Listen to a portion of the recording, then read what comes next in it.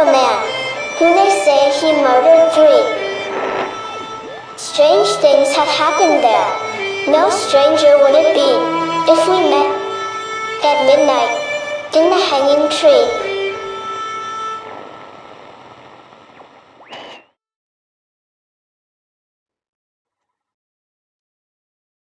Welcome to the show. I'm your host, Chris James. I've drunk a lot of coffee over the years. I've had coffee that barely qualified as being coffee. I've had coffee that was so good it should have been awarded a gold medal for its taste. If there was a medal higher than gold, it would go to the Organic Man coffee trike. Better than gold.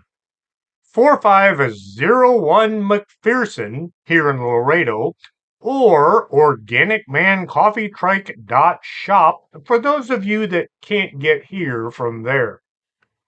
My cat is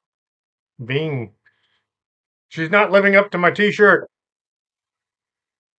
Afuga coffee is really good, but Organic Man coffee is gooder. I've talked about Jefferson, Texas on several shows in the past years. Usually something to do with a Bigfoot conference or some such being held in the town. A lot of folks say Jefferson is the most haunted town in Texas, or even the world. You should know how I feel about saying that anything is the most haunted. It gets used like vehicle warranty companies. Everyone is saying that theirs is the best.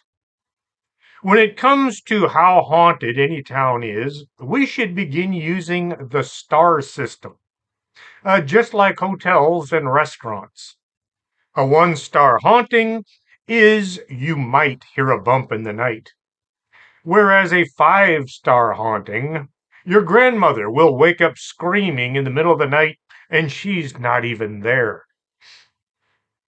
I understand a lot of folks say that Jefferson is a 5-star haunted town. The Caddo Indians, a feather, not dot, comprised the Caddo Nation of Oklahoma, a federally recognized tribe that is headquartered in Binger, Oklahoma. They speak the Caddo language.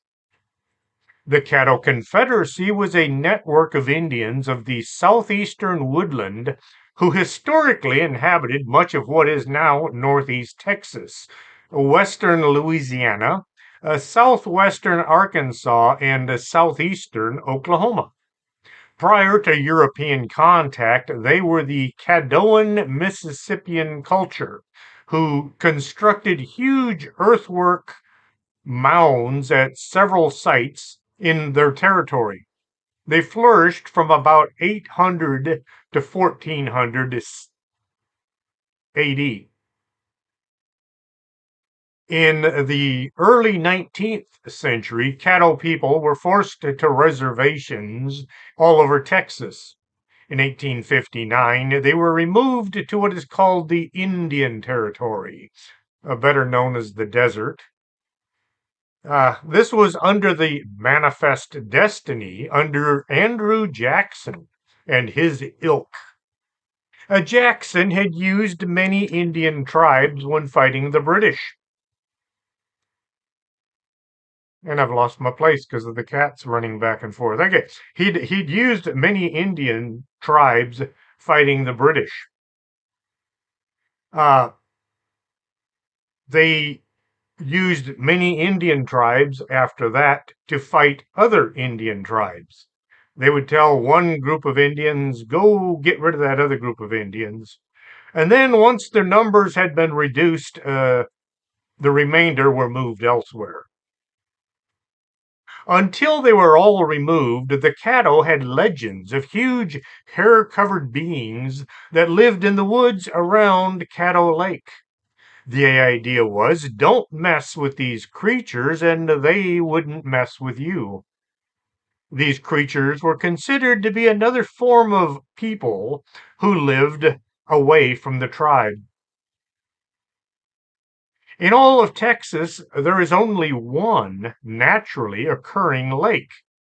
A Caddo Lake was formed by nature. All the others were built by man. Caddo Lake was formed by the Great Raft, which began forming in the 12th century or probably earlier. It grew from its upper end while decaying or washing out at the lower end. By the early 1830s, it spanned more than 160 miles. The raft at one point extended from Loggy Bayou to Carolina Bluffs. It was a huge collection of dead trees that all floated on the surface of the lake, the river, and slowly formed a lake. Because of its size, the Great Raft became incorporated into the mythology of the regional Caddo tribe, which had been in the area for thousands of years. They credited it with protecting them from competing tribes, as well as intermittently causing floods on the land, which was making it fertile for agriculture. At the beginning of the 19th century, the raft extended from Campty, Louisiana, to around Shreveport, Louisiana. The raft blocked the mouth of the 12-mile bayou, impeding settlement in the area west of Shreveport. There were many smaller log jams on the Red River, but the Great Raft was legendary. The raft raised the banks of the river, creating bayous and several lakes. Called the Great Raft Lakes, these included Caddo and Cross Lakes along the lower reaches of the Red River tributaries. Ports developed along these lakes, and Jefferson, Texas, on Caddo Lake, became the second largest inland port in the United States during this period. The city thrived and was considered a major gateway to East Texas.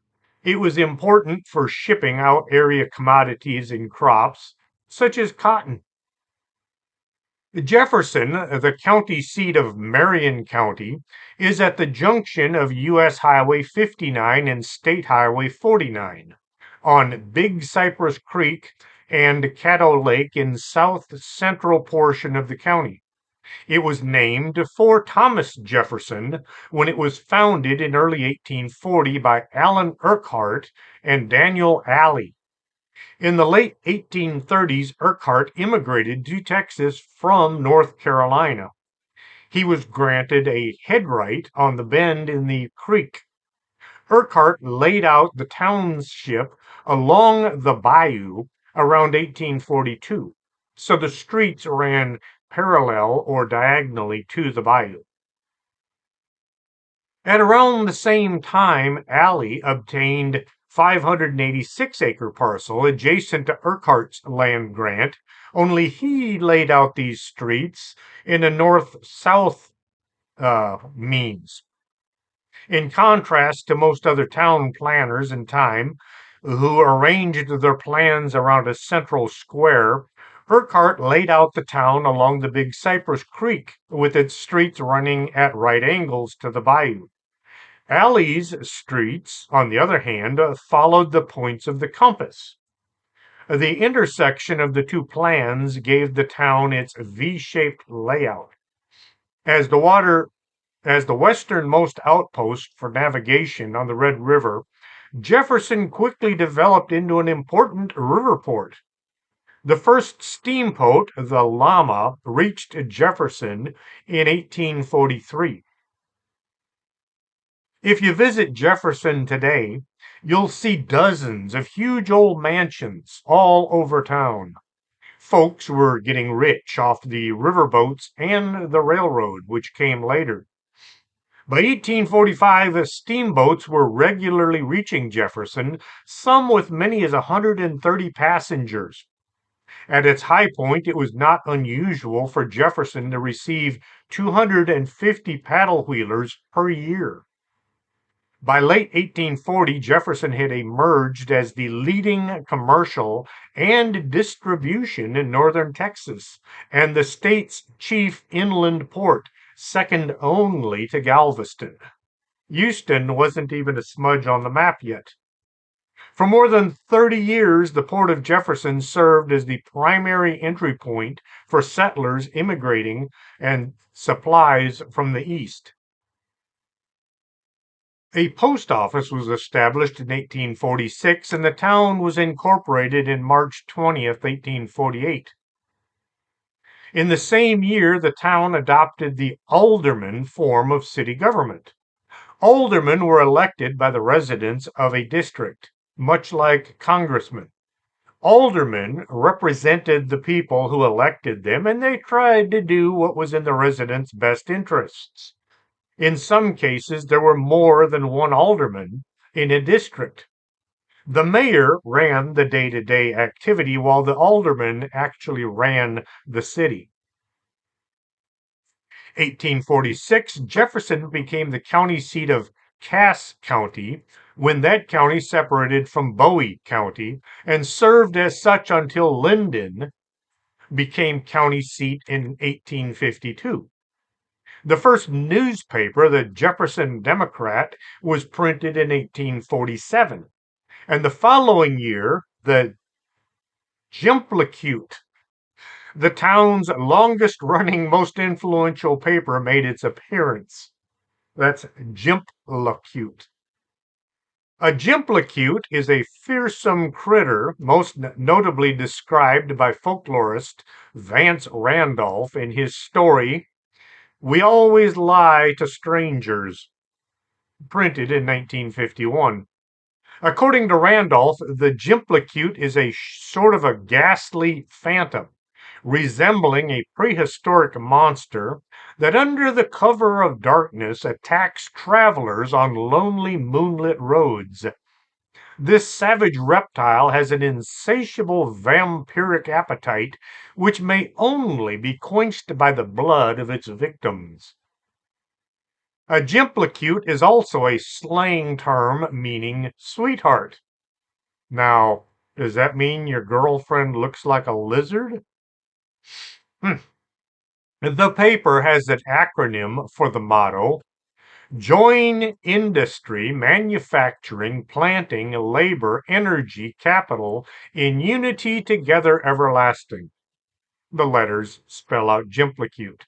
This is the paper's motto, and it appears on their masthead. During the late 1840s, efforts were made to clear the Big Cypress Creek for navigation.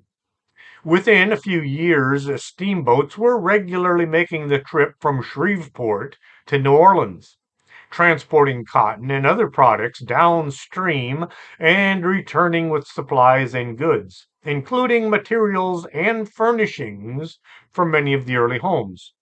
By the late 1840s, Jefferson had emerged as the leading commercial and distribution center in Northeast Texas and the state's leading inland port. As railroads became common, Jefferson built a station. Rails were being laid down from Shreveport to East Marshall. Construction was slow, and they only put in 50 miles of rail before the Civil War broke out. Marion County was formed, and Jefferson became the county seat of that county. The men of Jefferson volunteered for military service in large numbers, and during the Civil War, a meat cannery was established, as was a boot and shoe manufacturing place. Just like today, many folks believe the people in town were telling the truth, and those folks in Washington were a bunch of crooks. Loyalties were to the town, then to the county, then to the state, but not to the federal government. Slavery was legal in Texas, and there were black slave owners. You don't hear much about them. Black people that owned other people. The folks in Washington had no right to tell the folks in Texas how to live. Well, after the war, the town's economy was able to recover quickly. A fire had destroyed practically the entire business section in 1866, but it was rebuilt within a few years. 1867, Jefferson became the first town in Texas to use natural gas for artificial lighting, and ice was being manufactured on a commercial scale in 1868. By 1870, Jefferson had a population of 4,180, and it was the sixth largest city in Texas. Between 1867 and 1870, trade grew to about from $3 million to $8 million. They were shipping 75,000 bales of cotton every year. By 1870, only Galveston surpassed Jefferson in volume of commerce. The town reached its peak in 1872 when a supplementary census reported 7,297 inhabitants. It's about a quarter of that size today. A man named Shreve had completely removed the original Great Raft. Another soon formed further up the river. There were folks looking at Jefferson not as a major shipping location, but as a rival to their own growth. The folks in Shreveport wanted not just in on the action, they wanted it all. I'm not talking about the citizens, I'm talking about those people. The ones in control, the folks who believe it was their right to take what they wanted. The elites sent a delegation to Washington to get the Great Raft removed. There was a suitcase filled with cash used for gifts to get what they wanted. Louisiana was admitted into the United States in April 30th, 1812. Texas joined in December 29th, 1845. The backroom dealings in Washington were far better understood, and the names of folks with reduced morals or scruples was better understood by the politicians in Louisiana. The folks in Washington were convinced that the Great Raft was a navigational hazard. By removing this thing, industry, shipping, and their own bank accounts would prosper. The Army Corps of Engineers were dispatched to use whatever means necessary to remove those logs. In 1873, Lieutenant Eugene Woodruff and his men used nitroglycerin to clear the river. When the big log jam was removed, the water level in Caddo Lake and others dropped dramatically, reducing their navigability for riverboats. The ports declined, and riverboats ceased to travel in Caddo Lake.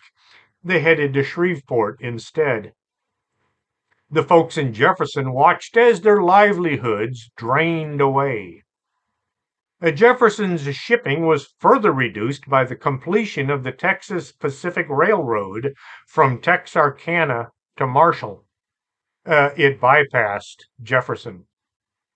Another line of the Texas Pacific reached Jefferson the following year, but the development of rail commerce and the rise of Marshall and Dallas and other important rail cities brought an end to Jefferson's golden age as the commercial shipping center. The removal of the massive log jam hastened the capture of the Mississippi River's waters in lower Louisiana by Atchafalaya River, a major distributary emptying separately into the Gulf of Mexico. In the 20th century, to maintain the Mississippi, the U.S. Army Corps of Engineers built a multi-billion-dollar old river control structure. Two events occurred that eventually spelled the end of Jefferson's importance. The first was the destruction of the Great Raft, and the second was the railroads displacing riverboat traffic, and along with putting Jefferson into decline. Railroad magnate Jay Gould, angered by the lukewarm reception of Jefferson's civil leaders to the railroad, deliberately bypassed the town, and he wrote in the register of the Excelsior Hotel that it would mean the end of Jefferson.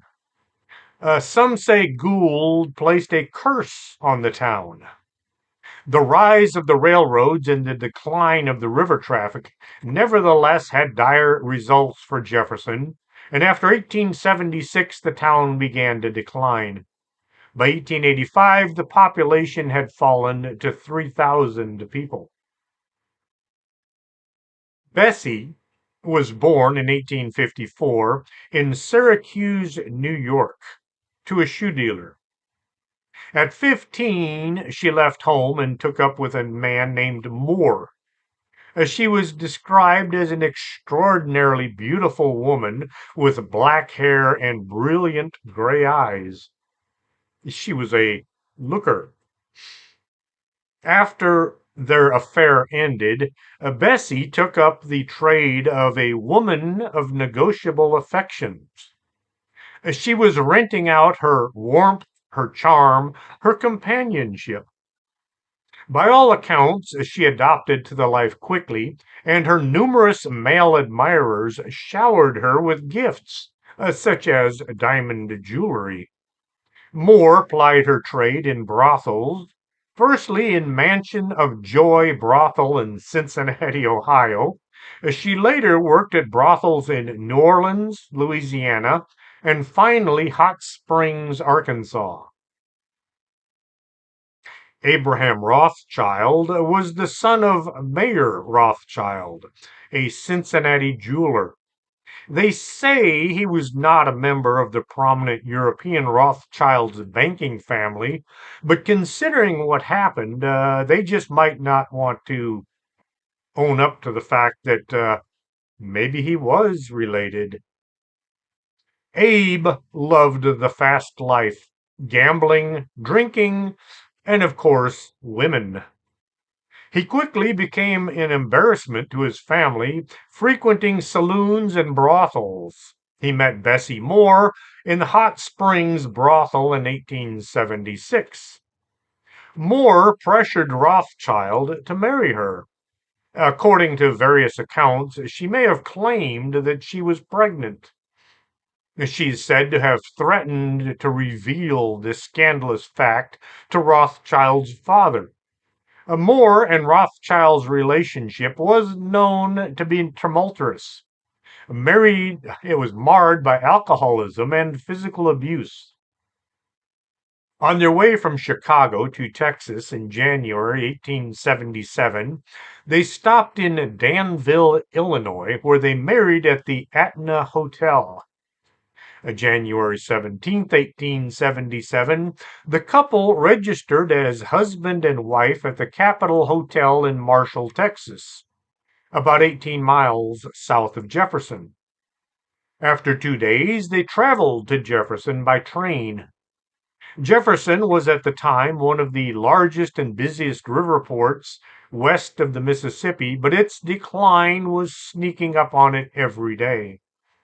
The exact nature of Rothschild's business in Jefferson is unknown. The couple registered at the Brooks House in Jefferson as A. Monroe and wife. At the time, there were no IDs used. You said your name was anything you wanted, and nobody questioned it, especially if you were a lady and gentleman. The folks in Jefferson looked on this couple as being high society. He was decked out in the finest, and she was adorned in diamonds.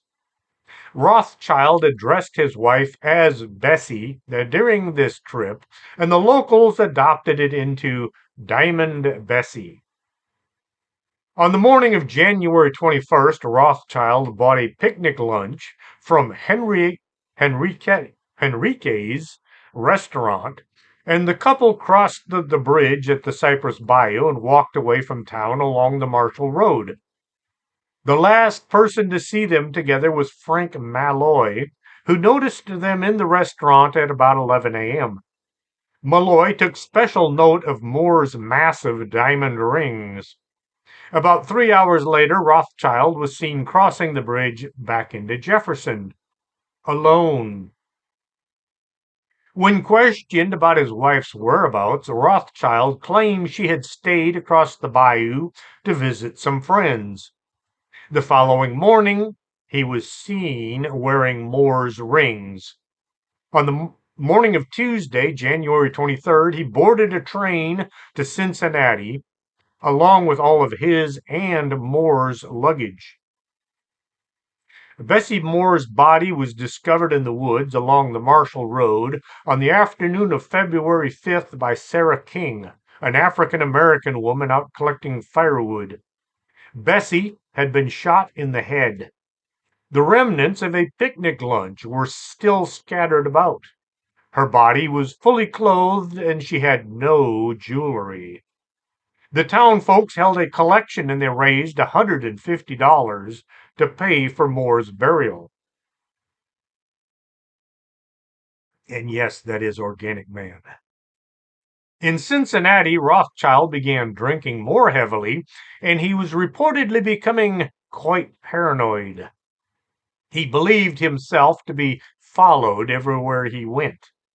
He tried to shoot himself outside a saloon in late February, but he only succeeded in putting out his right eye. After a few days in the hospital, he was arrested and jailed, awaiting extradition back to Texas for the murder of Diamond Bessie Moore. With Rothschild's real identity known, the case quickly became a case célèbre. The public, fascinated with the murder of a beautiful young woman at the hands of a wealthy scion of society, held a lurid appeal. It was Texas's first big murder case, called by Texas Governor Richard Hubbard a crime unparalleled in the records of blood. The Rothschild was the black sheep of the family. Their fear of devastating scandal evidently prompted the rich family to rally to his side, and they hired a formidable defense team. Rothschild had 10 high-priced attorneys. They immediately secured a change of venue. Feeling towards Rothschild and Jefferson were hostile. Any possible jury pool was hopelessly tainted. The townsfolk were known to have contributed money to reimburse Sheriff John Vines for his trip to Cincinnati to arrest Rothschild. The case finally went to trial December 1878 in Marshall. While in jail in Marshall, Rothschild's cellmate was Jim Curry, a railroad employee who had shot 2 actors, killing one. The survivor was an actor named Maurice Barrymore, the soon to be father of John Barrymore and all the other Barrymore actors. After a 3-week trial, Rothschild was convicted, but the conviction was overturned on appeal. There was widespread opinion that Rothschild's wealth and Moore being a lady of negotiable affections influenced the appellate court. After much legal wrangling, Rothschild went to trial again, December 22nd, 1880, this time in Jefferson. Rothschild did not testify on his own defense, and his lawyers managed to plant enough doubt in the jury's minds. Rothschild, to dismay of many, was acquitted, and he went back to Cincinnati, where he continued to be a scoundrel. Rothschild returned to Cincinnati and he continued his life of less than good behavior. Later, in his exploits included he would pose as a wealthy businessman in several southern towns, acquire large quantities of jewelry on credit, and then quickly leave town without ever paying for what he had. A Diamond Bessie Moore became a figure of folklore. Every May since 1955, during its annual pilgrimage festival, Jefferson produces a play titled The Diamond Bessie Moore Trial, derived from court transcripts. Diamond Bessie's grave in Jefferson's Oakwood Cemetery is a popular tourist attraction. The Jesse Wise Allen Garden Club erected an ornate, I don't know what that other word means, an ornate iron fence around her plot. The businessman, a businessman named Howard had invented a new kind of a drilling bit for getting to oil in, until that time, inaccessible locations. He was looking for places to explore, and he wound up in Jefferson in around 1910 or so. He drilled for oil, where until recently it had been underwater. The folks living along the former river were quite pleased when Howard found oil. Lots of oil. Enough to put some much needed money back into the town. Howard went on to establish the Hughes Tool Company, as well as the Hughes Aviation. Yes, Howard Hughes. It was his dad. A lot of other huge businesses as well. Jefferson's economy rebounded briefly after this discovery of oil. Once the drilling was finished, the folks who owned the land were well off, but it did little for the folks who needed work. People moved away looking for work, and Jefferson slowly declined once more. Today, the biggest thing going for the town is tourism, kind of like Roswell, only they have ghosts and cryptids to look at. Some folks are under the impression where people die, usually violently, ghosts will linger. There has to be a lot of other factors involved. There are lots of locations where multiple murders took place, and nothing much is reported there. Other locations with hardly any history are known as hot spots. The Excelsior House Hotel is the oldest hotel in Texas. Located in the heart of downtown Jefferson, the historic hotel has been welcoming travelers since 1858. Famous guests from both the 19th and 20th centuries, including Ulysses S. Grant, Oscar Wilde, Rutherford B. Hayes, Lady Bird Johnson, Steven Spielberg, and many others. Each of the 15 guest rooms features lovely antiques and old world charm. Yes, I got that right from their website. Each is also equipped with new world amenities like cable TV and Wi-Fi. The grand ballroom and the fountain courtyard at the old hotel are favorite destinations for weddings, receptions, reunions, and romantic getaways. Business groups enjoy meetings, retreats, and small conventions at the Excelsior Hotel. Since 1961, the not-for-profit hotel has been owned and operated by the Ladies of Jesse Allen Weiss Garden Club in association with the Excelsior Foundation. The Jesse Allen Weiss Garden Club, which restored the Excelsior Hotel between 61 and 63, are not really fond of ghosts, it would appear. I find this odd because when I visited the hotel, they had copies of several books on ghosts, mostly dealing with Jefferson. The Phantom Woman has appeared and frightened many guests. Some say she is a thief and she will steal cash if you leave it on top of a table and then turn your back. A ghost that steals money. What would she use it for? Now, this got me to thinking there must be a huge pile of cash somewhere around that hotel. Steven Spielberg reportedly had a close encounter at the Excelsior Hotel. Spielberg stayed in the Jay Gould room, where after he had dropped his briefcase on a chair, it came flying back at him. Guess the ghost didn't like his briefcase. In the early hours of the morning, a small boy awakened the director and asked if he was ready for breakfast. And then the boy vanished. Spielberg gathered his crew and checked out of the hotel. He wrote and produced the film Poltergeist soon afterwards. A woman from Shreveport was staying at the Rutherford B. Hayes room. In the middle of the night, some unseen hands yanked the bed covers off her and threw them on the floor. I used to have a dog that did that in the middle of the night. Didn't know it was the dog pulling the blanket off until I caught her in the act. The most popular legend surrounding the Excelsior Hotel is that of Diamond Bessie. Some visitors to the Excelsior Hotel have experienced a chance encounter with Diamond Bessie, who, as far as anyone knows, never actually stayed at the hotel.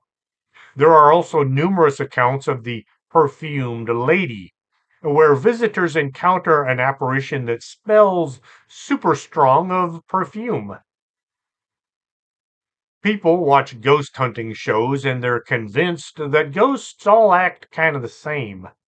They're trapped because they don't know how to move on. They don't know they need to go to the light until somebody tells them. There are what's known as transient spirits that can move from place to place as they wish. There are ghosts seen wearing different outfits. They don't wear the same clothes all the time. We don't know why some spirits stick around for hundreds or even thousands of years. What attracts some ghosts to particular locations? We're not even sure what ghosts actually are. We can speculate. We can come out with all kinds of theories as to why and how.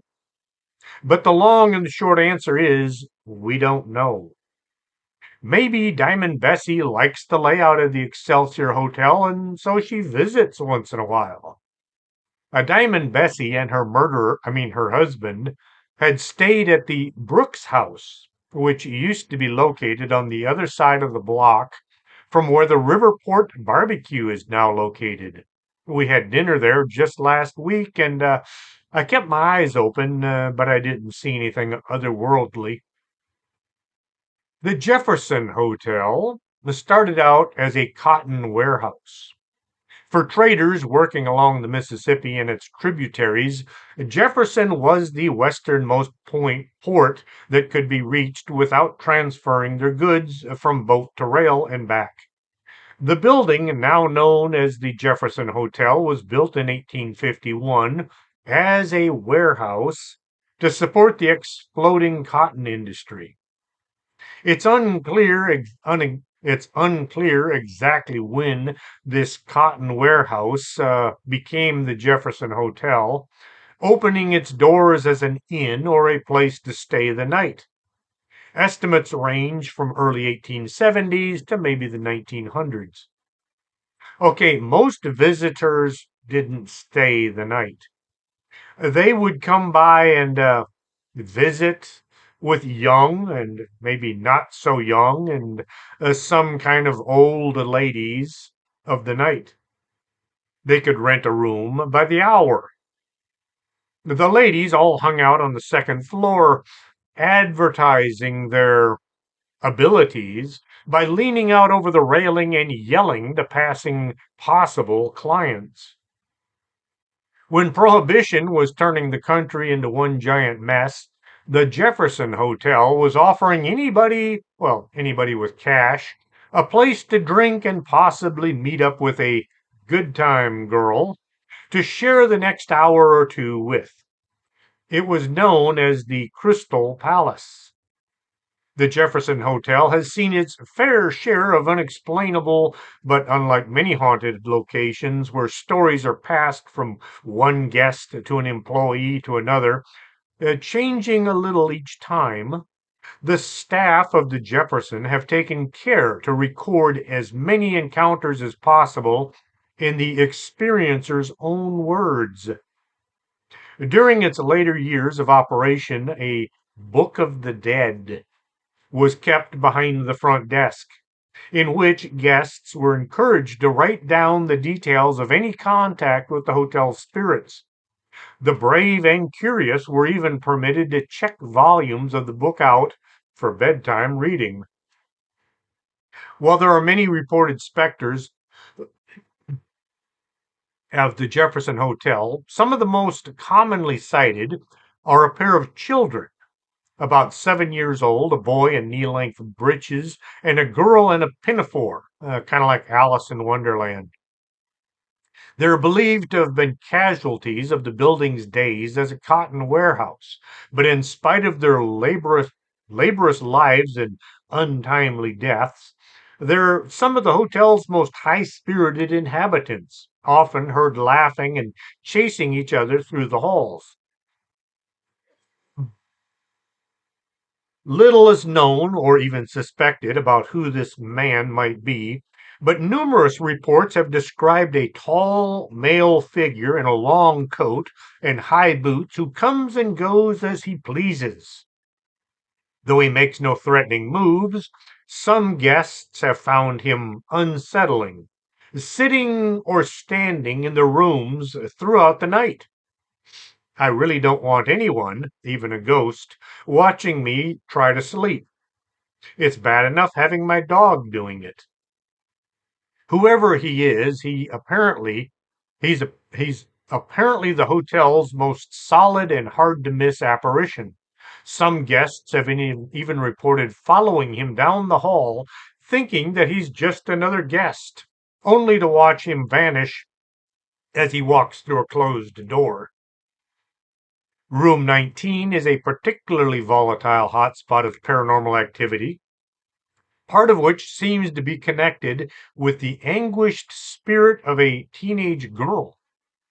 Though reports of the hotel's history as a bordello are understandably spotty, the girl is thought to maybe have been a lady of negotiable affections who was stabbed by a client and left to die in the room's bathtub. She now appears in the midst of hot showers and leaves messages on room 19's bathroom mirror. Sometimes the words seem to be warnings, other times they are pleas for help. The name Judy has been seen among her scribblings, but it's unclear whether she's introducing herself or calling out to some long gone friend or coworker for aid. Libby in white is said to be a beautiful young woman who appears most often to male guests who are traveling alone, and she can be recognized by the fact that she wears a bridal gown. She has golden hair, and her feet never seem to touch the ground. Though she's been seen all over the property, Libby mainly seems to haunt a specific bed. Not just a room, but the bed itself. Yeah, they move the bed from one room to another, and then Libby seems to follow the bed around the hotel. Experts and staff members disagree on the spirit's exact identity, though the most likely suspects are an Elizabeth or a Lydia, who stayed in the hotel almost 50 years apart from each other. Both women were jilted on their wedding day. Both were probably pregnant at the time, and both hung themselves in a fit of grief.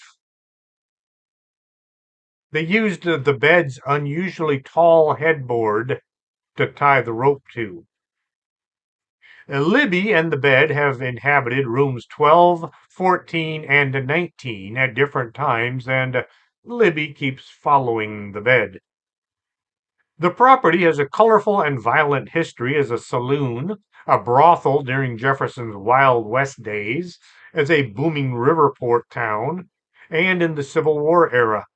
A few notable events that occurred in the saloon include an incident where a local deputy and a patron of the saloon shot and killed each other at the same moment inside the front door. Perhaps this event still reverberates through the paranormal groups that recorded the sound of gunfire in 2017.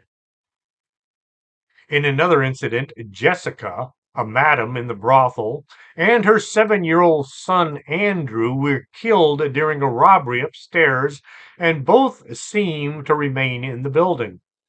Andrew often plays tricks on guests, and Jessica can sometimes be seen at the top of the stairs wearing a white dress.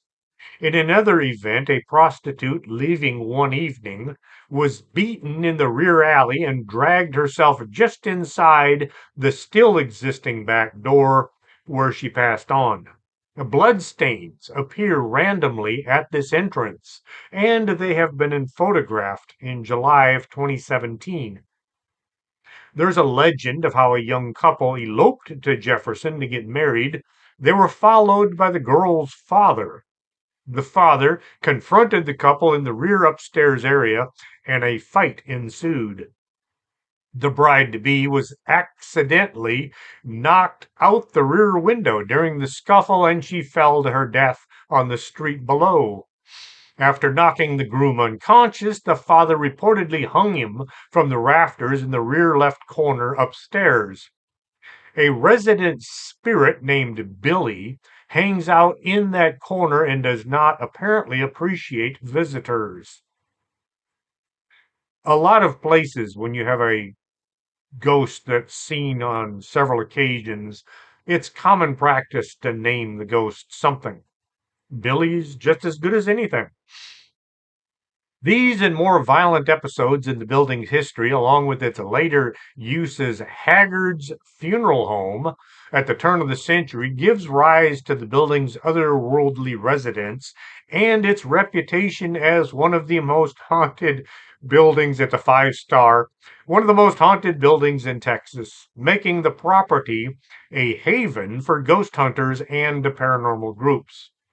The property's central location in the heart of historic district and its convenience to events, restaurants, and activities also makes the hotel a popular destination for tourists. I've visited the Jefferson Hotel as well, but I've never stayed in either one. I like RVing, except when RVing leads to breakdowns.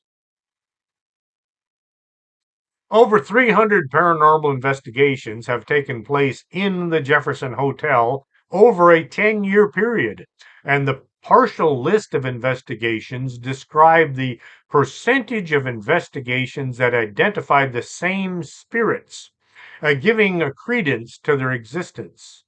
There are there are not the isolated figures of just a few investigators. 75% of the investigators revealed a 7-year-old spirit named Andrew that was drowned in a bathtub upstairs in the front of the building.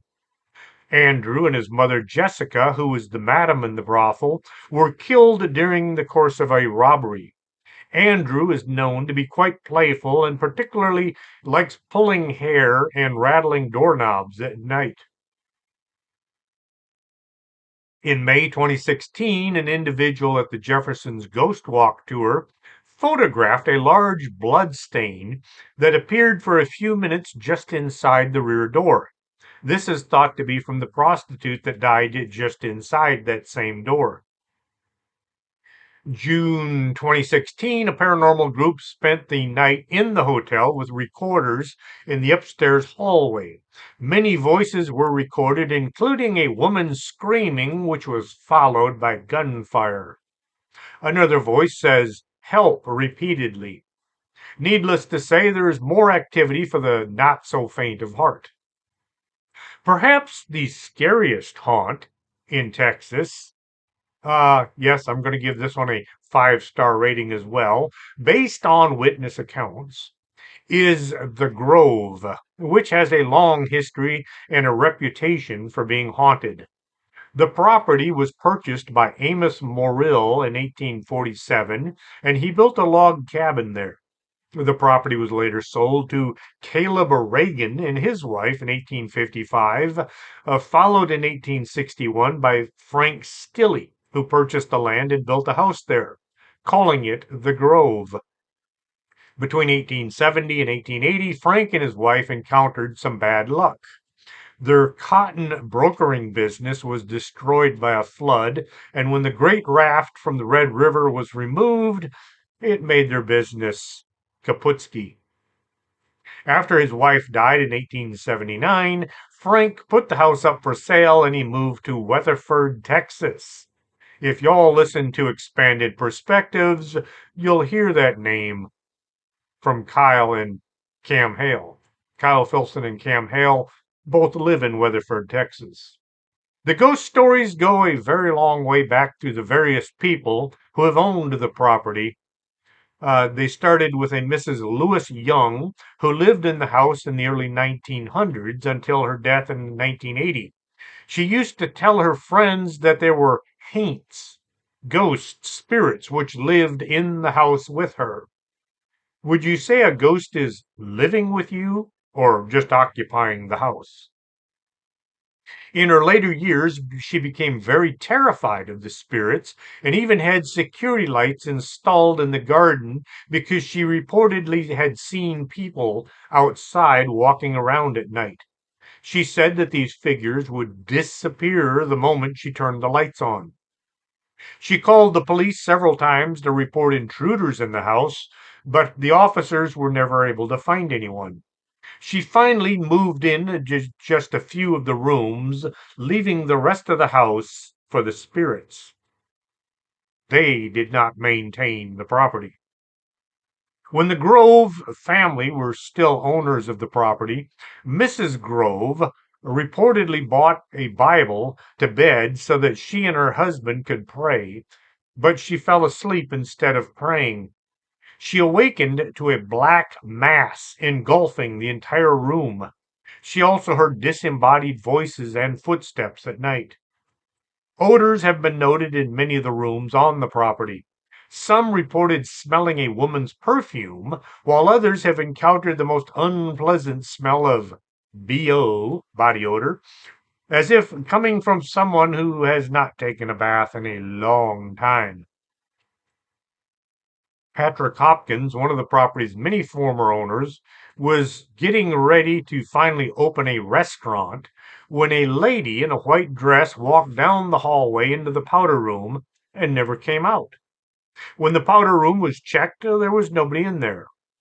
During Patrick's time, a waitress was suddenly attacked by a black and white dog while walking out of the kitchen into the hallway. After she regained her composure, she ran back to the kitchen to get help, but no dog was ever found. Unexplained wet footprints have appeared in the hallway, even though it's not raining outside, and there were no leaks. The Grove is also known as the Stilly Young House. It's often called the most haunted house, 5 stars, in Texas. The land where the house stands on was originally given to Lucy and Daniel Alley in the land grant, the co-founders of Jefferson. Since then, the house passed through the hands of many owners. Today, it is the property of Tammy and Mitchell Whitington.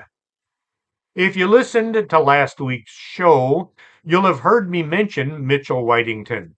He was the first speaker at the Jefferson UFO conference. He talked about the Cape Girardeau crash from 1941. The Grove ghost stories date back to the late 1800s. None of its earlier owners were able to occupy the house for very long due to the spirit infestations. Today, although still a private residence, the Grove is open to public tours. Among the ghosts you'll see is a woman in a white dress, a man in the garden, and a malevolent entity in the basement. You can even hear EVP recordings that have been captured in the house. Jefferson also has a few ghost walks.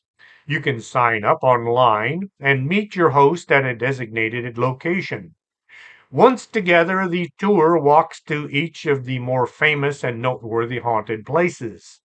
One tour starts at the corner between the Excelsior and the Jefferson hotels, which are across the intersection from each other.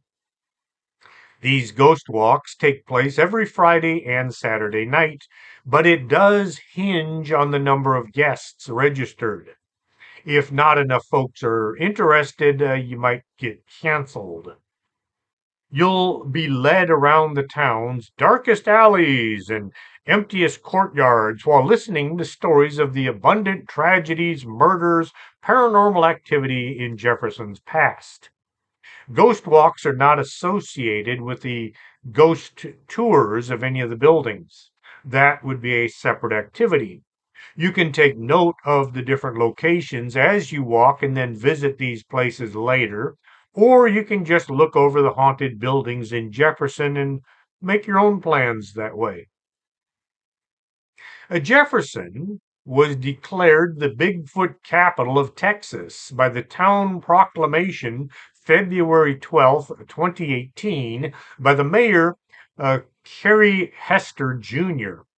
Jefferson has been the host city for the annual Texas Bigfoot Conference organized by the Texas Bigfoot Research Center since 2001. The first time my wife and I visited Jefferson, we stayed at the Scarlett O'Hardy Bed and Breakfast. At the breakfast table, the question came up why we were in town.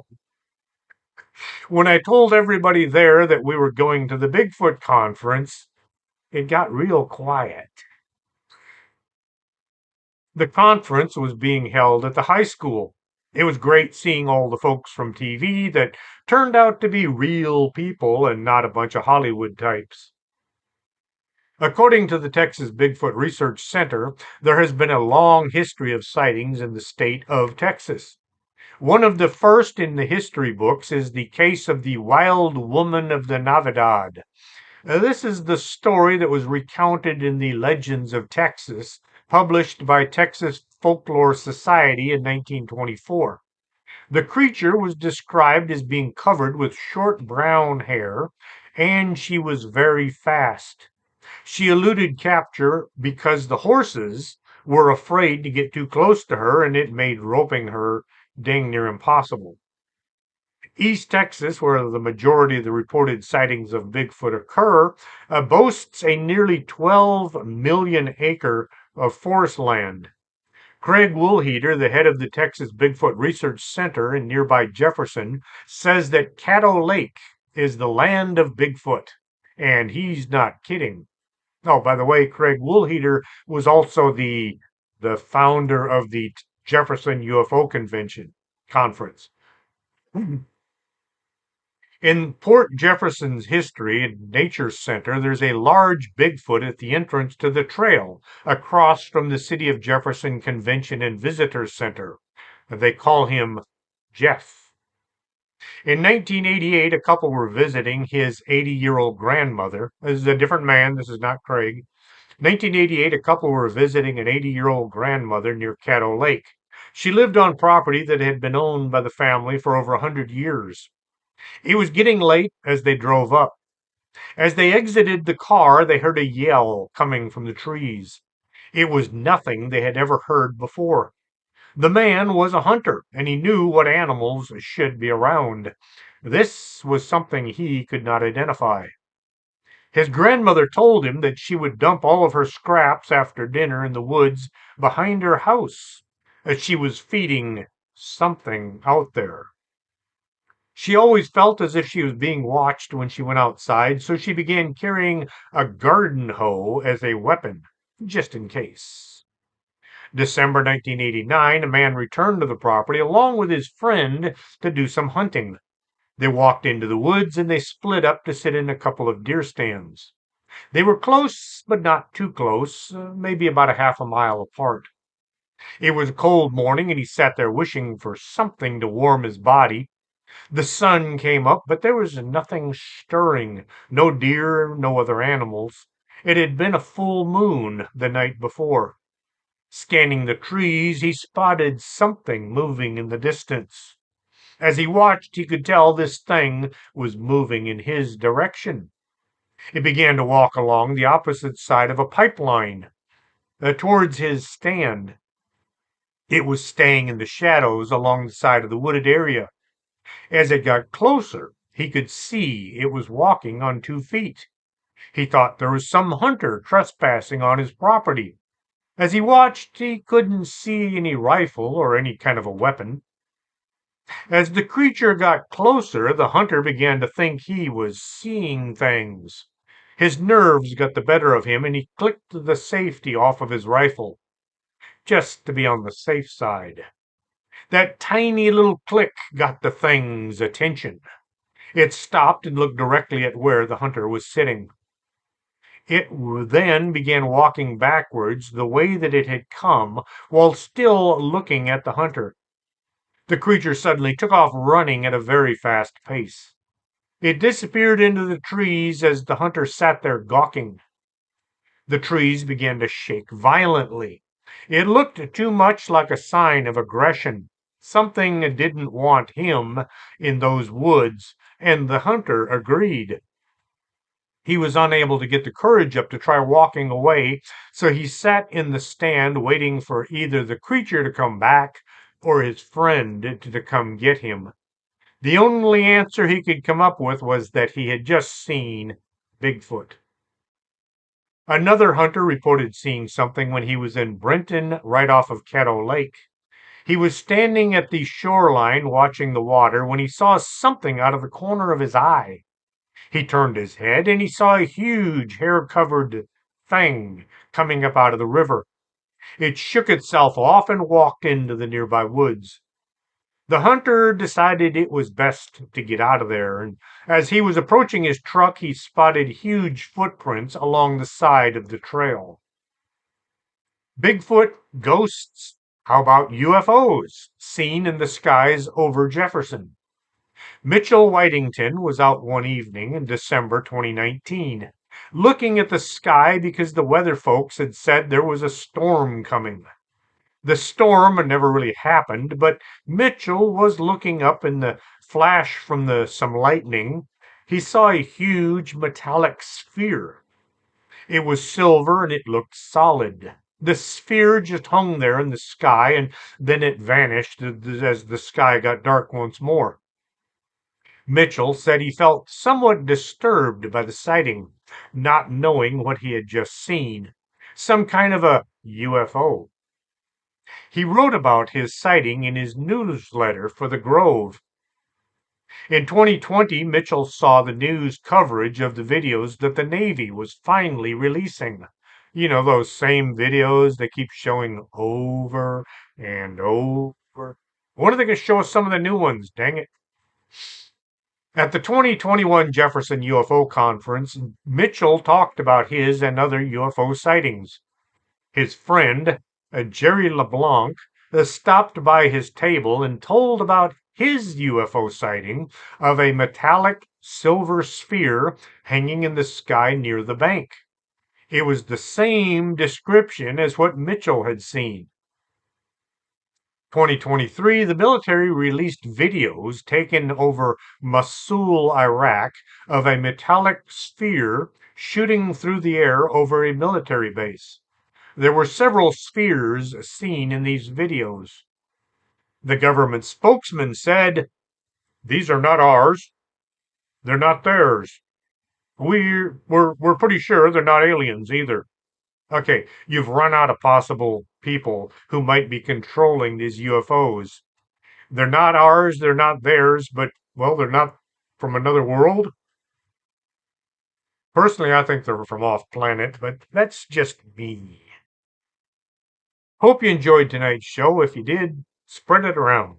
Tell people they should be listening to Strange Things with Chris James. Oh, by the way, I got my truck and my camper back. They're both okay. Now I got to fix that landing gear.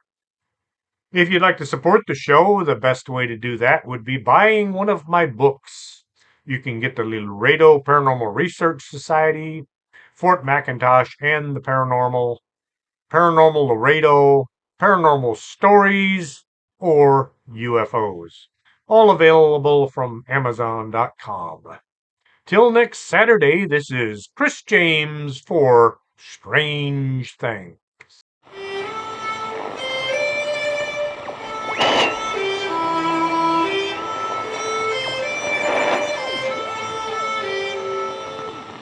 Are you coming to the tree where there's strung up a man who they say he murdered 3. Strange things have happened there. No stranger would it be if we met at midnight in the hanging tree.